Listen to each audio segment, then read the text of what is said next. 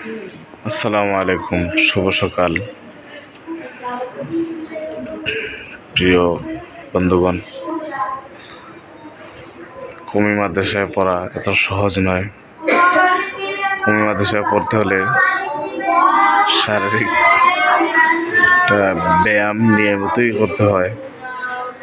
কওমি মাদ্রাসার ছাত্ররা এমনি আলিম হতে পারে না, হাফিজ হতে পারে না। তারা অনেক কিছু ত্যাগ করতে হয়। আর এই ত্যাগের মধ্যে অন্যতম হচ্ছে আরামের ঘুম, শান্তির ঘুম।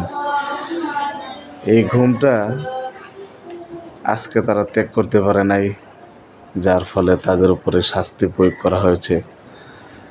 তারা শুধু এই শাস্তি না, এই আলিম হওয়ার জন্য, শান্তির ঘুম ত্যাগ করার জন্য, জীবনে সফলতা বয়ে আনার জন্য তারা এখন আরও 50 রাকাত করে নামাজ পড়বে।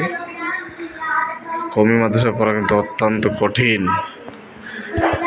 আর আপনি বাড়িতে বসে বসে এই কওমি মাদ্রাসার হাফিজদের, আলেমদের বিরুদ্ধে কথা বলেন।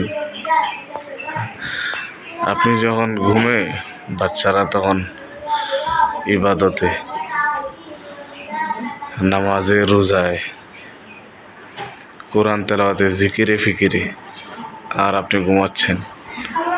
আর বাচ্চারা এদিকে, এই দেখেন সামনে কতগুলো বাচ্চা বসতে বসতে মেরুদণ্ড বেঁকা হয়ে গেছে।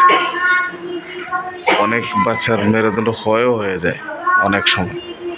তারপরে আল্লাহর রহমতে তারা সুস্থ আছে, সবল আছে, শক্তিশালী আছে।